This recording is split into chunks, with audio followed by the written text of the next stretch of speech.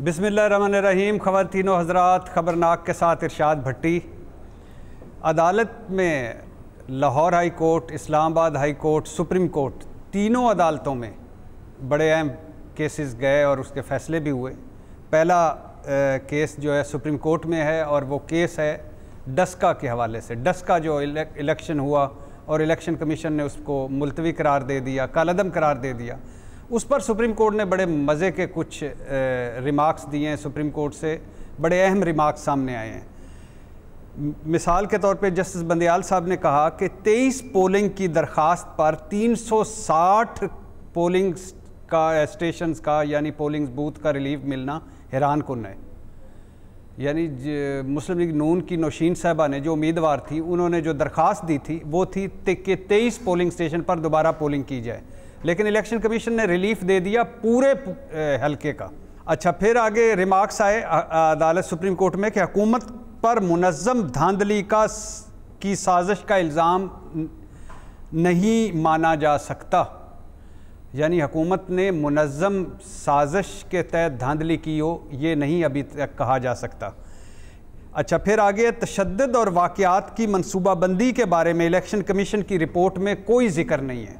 जब जज साहब ने पूछा कि ये 23 पे आपने रिलीफ मांगा था, सारे पे रिलीफ मिल गया, तो इसकी वजह लीगी वकील ने कहा, सलमान अकरम राजा साहब जिनका कोरोना पॉजिटिव है और वो वीडियो लिंक पर थे, उन्होंने कहा कि बयान हल्फी में पूरे हलके का इंतखाब कराने का कहा था। यानी हमने बयान हल्फी जमा करवाया, उसमें पूरे हलके का दोबारा इंतखाब करवाने का कहा था। जस्टिस मुनीब ने कहा कि जब इलेक्शन कमीशन ने नोटिस लिया बयान हल्फी आपने तब जमा करवाया, जिस पर जस्टिस उमर अता बंदयाल साहब ने फरमाया कि 20 फरवरी को इलेक्शन कमीशन को दरख्वास्त गई कि यानी ये धांधली हुई है या ये सारा मामला हुआ है। 22 फरवरी को इलेक्शन कमीशन ने नोटिस जारी किए, 23 फरवरी को इलेक्शन कमीशन ने समाअत शुरू की, 24 फरवरी को बयान हल्फी आपने दिया और 25 को इलेक्शन कमीशन का फैसला भी आ गया 5 दिन में। ये तेज़ी या इलेक्शन कमीशन की या ये क्विक रिस्पांस हमें चेयरमैन सेनेट के जो इंतखाबात हुए, बल्कि सेनेट के जो इंतखाबात हुए, उनमें नज़र नहीं आया। बहरहाल देखते हैं कि अभी आगे जाके सुप्रीम कोर्ट इस पर क्या फ़ैसला करती है कि पूरे हलके में इंतखाब होना है या वही 23 पोलिंग स्टेशन पर दोबारा इंतखाब होगा। ख़वातीन और हज़रात, दूसरा अहम फ़ैसला आया इस्लामाबाद हाई कोर्ट से, जहाँ गिलानी साहब गए हुए थे संजरानी साहब के ख़िलाफ़ चेयरमैन सेनेट के इंतखाब के हवाले से।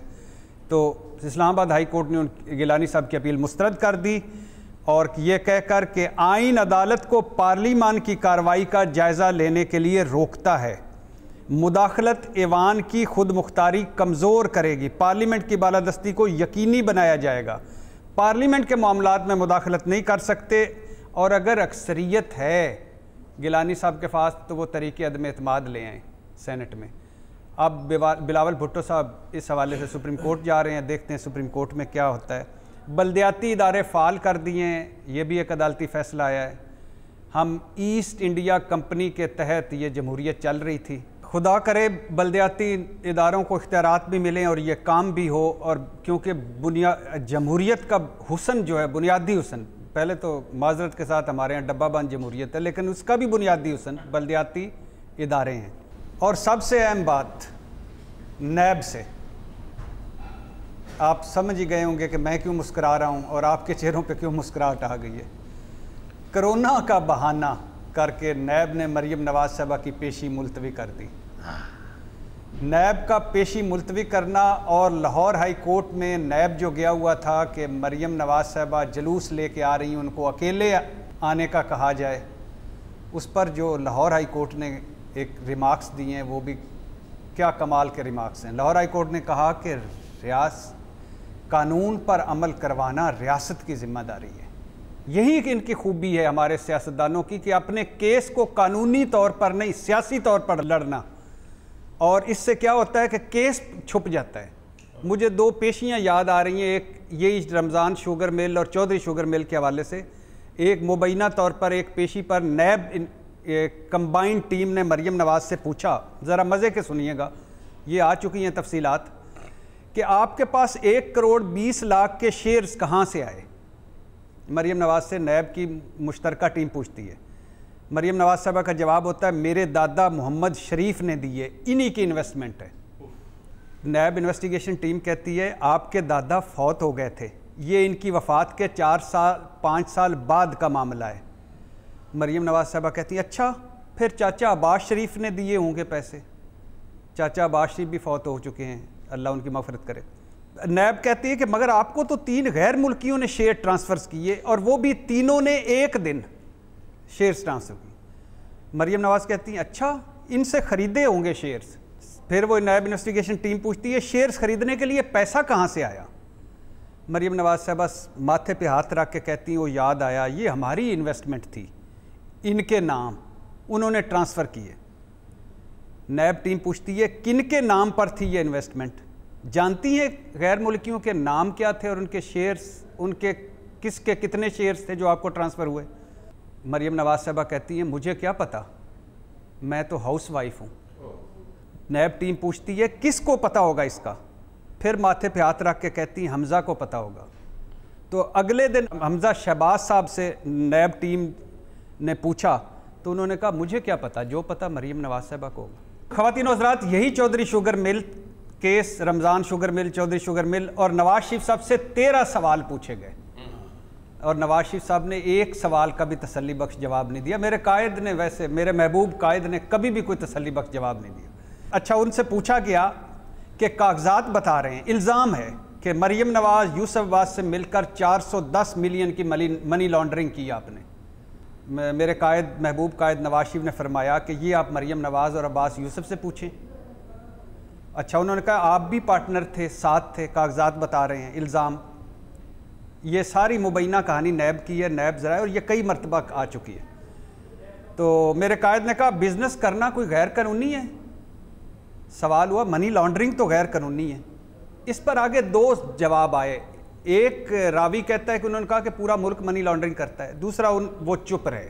खैर, हम चुप ही मान लेते हैं। अच्छा, फिर सवाल हुआ ये नासिर अब्दुल्ला लूथा कौन है, और नासिर अब्दुल्ला लूथा आपको पता है कि वो गैर मुल्की हैं और वो इधर एतराफ़ी बयान भी दे चुके थे। कहा इनसे हमारा फैमिली बिजनेस है, फैमिली बिजनेस मामलात हैं। सवाल हुआ, नैब टीम ने पूछा आपने जाली 1 करोड़ 20 लाख शेयर्स इनको मुंतकिल किए। मेरे महबूब कायद नवाज शरीफ ने कहा मुझे याद नहीं। सवाल हुआ गैर मुल्की को ट्रांसफ़र होने वाले शेयर्स 2014 में वापस आ गए, शाम का भूला, वो सुबह का भूला शाम को घर कैसे आ गया, यानी शेयर्स वापस का। मेरे कायद ने कहा मुझे नहीं पता, सब बिजनेस मामलात हुसैन नवाज देखते हैं। फिर सवाल हुआ कागजात में मजमूई तौर 1 करोड़ 55 लाख 20 हज़ार डॉलर का कर्ज शुगर मिल में ज़ाहिर किया गया है, आपके दस्तखतों से, ये मामला क्या है। मेरे महबूब कायद नवाज शरीफ साहब ने कहा मुझे नहीं इल्म। फिर सवाल हुआ गैर मुल्कियों ने लिख कर दे दिया शेयर्स, कर्जे, आने जाने वाले पैसे हमारे नहीं, ये सब पैसे इनके थे जो घुमाए जा रहे थे। मेरे महबूब कायद ने कहा मुझे नहीं पता। सर उन्होंने पूरा मुल्क चलाना होंदा, उन्होंने 13 सवालों के जवाब देंदे बैठे तो मुल्क किन्ने चलाना सी। भट्टी साहब कोई गल बनदी करया करो तुसीं। नाले जे इंडा लम्मा ही बोलना होंदा ना, बाहर धुप्पे कुर्सी डालो, नाल किन्नुआं दा टोकरा रख लवो, बगैर नमक तो खांदे रहो। नाले सुन लवो यार, सुन लवो ना, तो उहदी विचारे दी घर सुनींदी ना इत्थे सुनदे। सुनन नहीं डे आ चाचा, साडी जगह ते कोई होर हुंदा ना ते इत्थों बैठा बैठा उत्ते चार रोड़ दिंदा। लेकिन यार मेरा बुनियादी सवाल है कि इन सारी बेज़ाब्तियों के जिम्मेदार ये मिनिस्टर साहब हैं।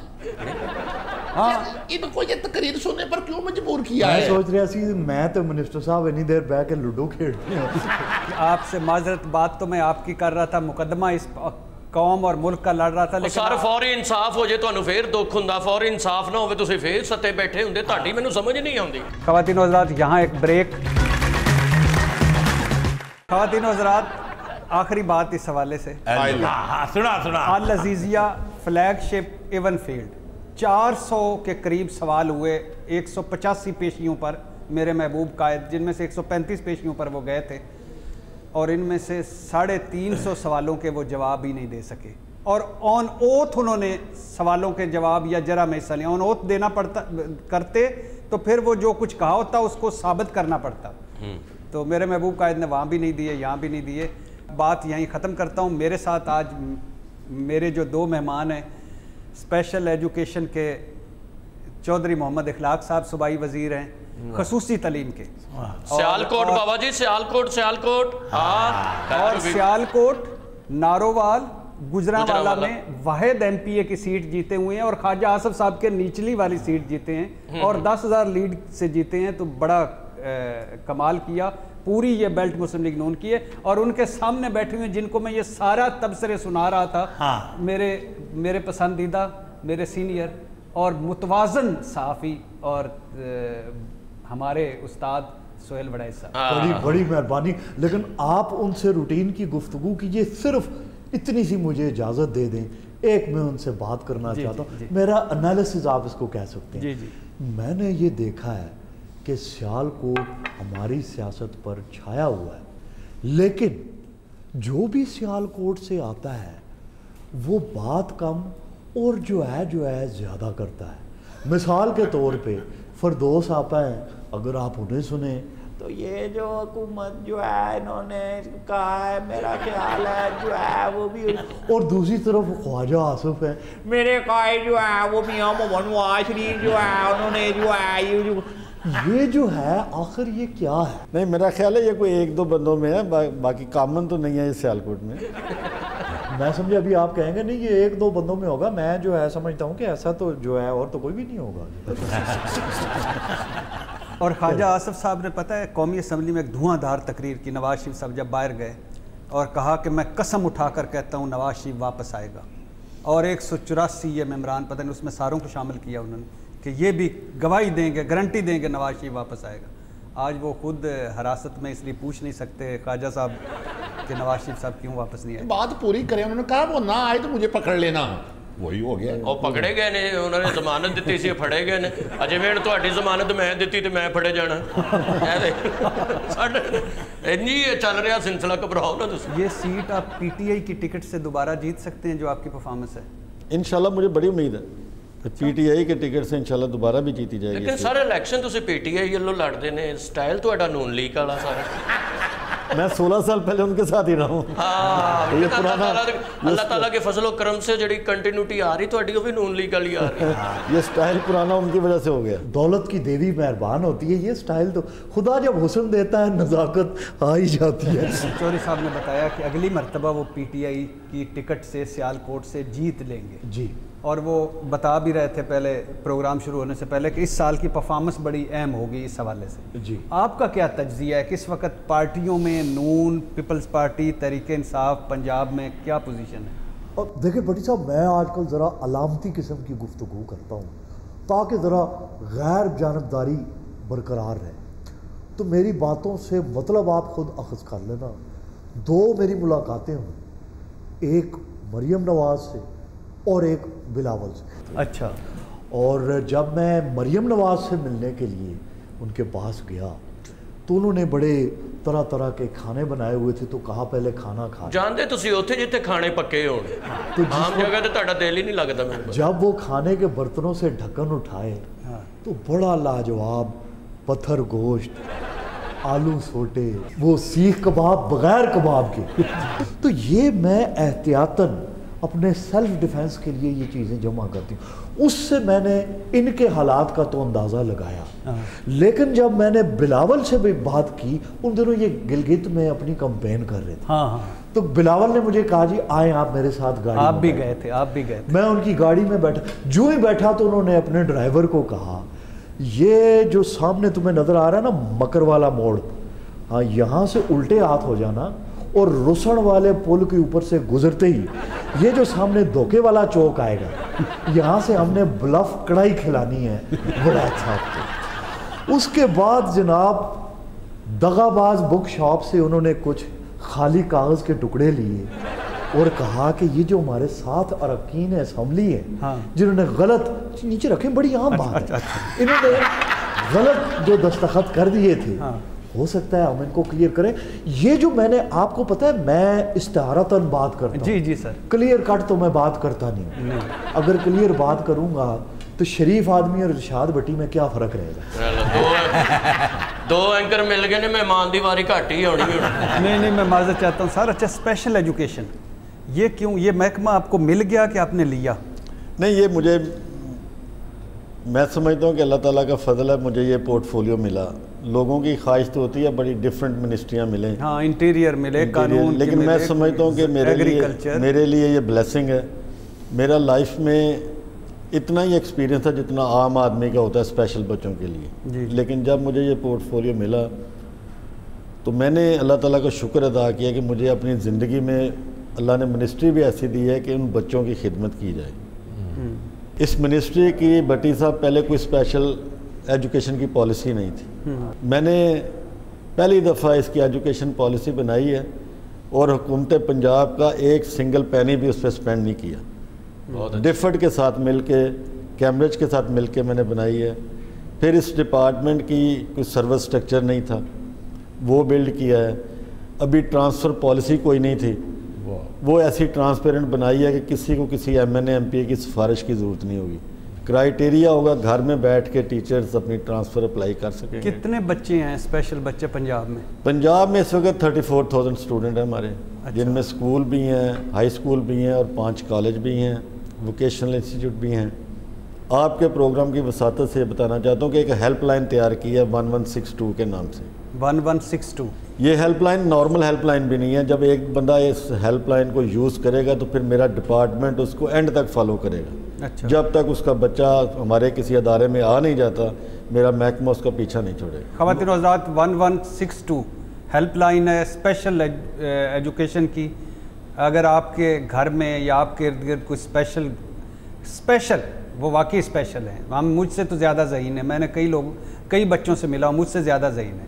तो अगर वो स्पेशल बच्चे हैं, आप कोई हेल्प लेना चाहते हैं तो इस पर फ़ोन करें और ये आगे भी पैगाम पहुँचाएँ। अच्छा चौधरी साहब, तलीम तो बड़ी चंगी बच्चे को देवनी। मैं भी शाद को गलिया शहर इंग्लिश सिखावन, इन्हें आंदे मैंने इंग्लिश सुनाई। मैं कर सुना के DANGER डंगोर और बाद से डंगोर नहीं डेंजरो। चाचा कोई गल जे मैं कोई चंगी कर चुका हूँ वो भी कोई दस देना। जिवें तुसीं बड़ियां चंगियां कीतियां ने। पहली बारी भट्टी साहब जो शहर आए ना, मार्केट के सामने की दीवार से उत्ते लिखा है सी दीवार की तरफ मुंह करके बैठना मना है। तो आप मार्केट वाल मुंह करके बैठ गए। तो उन्होंने दीवार ते लिखी गल ते मन्नी ना। भट्टी साहब नूं इंग्लिश फर आउंदी है। मैं कहा इंग्लिश सुनाओ, भट्टी साहब कहंदे English English English English English फर करके सुनाई इन्होंने। मैं कहा बड़ी मैनू फोन कीता कि चाचा मैनू एक औरत मैं हॉलैंड लेके जांदी ते तू भी आ जा। मैं आते देखे तो टीवी च औरत पई आंदी है, आओ हम आपको मवासलाती सियारे पर हॉलैंड लिए चलते हैं। बड़ी नवा इरशाद शहर आया आते चाचे इत्थे लोग लक्कड़ चो बाज पकड़ते ने। मैं कहा लक्कड़ नहीं हो गिटार है। चाचे नूं भी लारी अड्डे मार पई। तुहानूं पता है एक औरत अपने बच्चों नूं लैके बस च उतरी है, वो सड़क पार करन लगी, इन्हें उहदे बच्चे फिर बस च चढ़ाते। ख़वातीन व हज़रात, 1162 हेल्पलाइन याद रखनी है। कोई स्पेशल बच्चा पंजाब हुकूमत के इदारे में ले जाना है।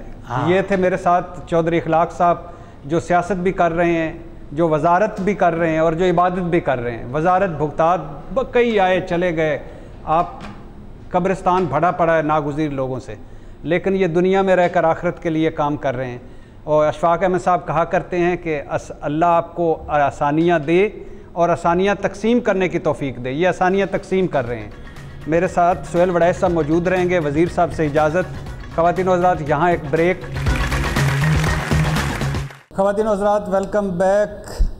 पटियाला घराने से ताल्लुक़ हामिद अली ख़ान साहब के बेटे हामिद अली ख़ान साहब, वैसे तो उनका हर नगमा, हर गज़ल, हर सुर ही लाजवाब है, लेकिन वो जो है ना, मैनू तेरे जैसा सोना होर लभदा नहीं। रागा बॉयज़ के रूहे रवां 2 फिल्में भी कर चुके हैं और पाकिस्तान में एक रिकॉर्ड इन्होंने बनाया हुआ है कि पाकिस्तान में उतने म्यूज़िकल शोज़ नहीं किए जितने दुनिया के दूसरे मुल्कों में किए हैं। शादियों का नहीं बात करूँगा, शादियों पे बात उन्होंने कहा कि बिल्कुल नहीं करनी। हाँ, अलबत्ता इनकी ताज़ा शादी हुई है 10 दिन पहले। इनको मुबारकबाद देते हुए वली हामिद अली ख़ान, कैसे हैं सर? अस्सलाम वालेकुम। खैर वाफियत? बिल्कुल सर। और मेरे सामने हस्ब मामूल बैठे हुए हैं जनाब उस्ताद मुकर्रम सुहेल वड़ैच साहब। आप तीनों भाई भी गाया करते थे और कमाल गाते थे, गाया करते हैं। अब क्यों नहीं आया? नहीं एक्चुअली बड़ा लंबा वक्फा आ गया। हाँ बिल्कुल, आप सही कह रहे हैं कि मैं कुछ फिल्म्स के प्रोजेक्ट्स कर रहा था, इस वजह से मेरे दोनों भाई अलहदा परफॉर्म कर रहे थे, मैं भी सोलो भी कर रहा था। बट अभी आने वाले कुछ नहीं मुखबर कहते हैं कुछ झगड़े हुए हैं। नहीं झगड़े कोई नहीं हुए बिल्कुल भी ऐसा नहीं है, भाइयों में कैसे झगड़ा। और हम लोग तीनों में एक बहुत अच्छी चीज़ है कि हम लोग जितनी मर्जी लड़ाई हो, जब हम लोग परफॉर्मेंस का टाइम आता था हम लोग सब कुछ भूल जाते हैं। जब कॉन्सर्ट आए, कोई भी काम आए हम लोगों को, तो हम लोग कोई ऐसी चीज़ नहीं होती। और अल्हम्दुलिल्लाह अभी परफॉर्मेंसेस कर रहे हैं, अभी कर रहे हैं परफॉर्मेंस। खानदानी की रवायत चल रही आ रही है, अमानत अली खान साहब तो भी दो भरा परफॉर्म, फिर चाचा भतीजा बिल्कुल अहमद अली खान साहब, असद अली, अमानत अली, ऊंचियां लमियां लाल खजूरा। जी असद अमानत अली। एक गाने दे विच मेरे इरशाद ने भी गाना गाया होया है जनाब। चाचा है मेरा पिंडू आया है। क्या बात है। हाँ जी, वो गाना नहीं हो जरा आंदा आरिफ वारसा, ए वे मेरे पीरी दी जुगनी जी पिछवे आंदा दम गुटकू दम गुटकू। आपके अभी कोई एल्बम आ रहा है या कोई अभी हम लोग के गाने आ रहे बिल्कुल हैं? फर्स्ट टाइम हमने अपने बाबा के उस्ताद हामिद अली खान साहब के साथ एक अपने ख़ानदान की एक ऐसी चीज़ रिकॉर्ड की जिसका म्यूज़िक मैंने प्रोड्यूस किया। वो हिंदुस्तान पाकिस्तान में उस राग को किसी ने उस ख्याल को गाया नहीं। कौन सा राग है? ये राग राम साग है।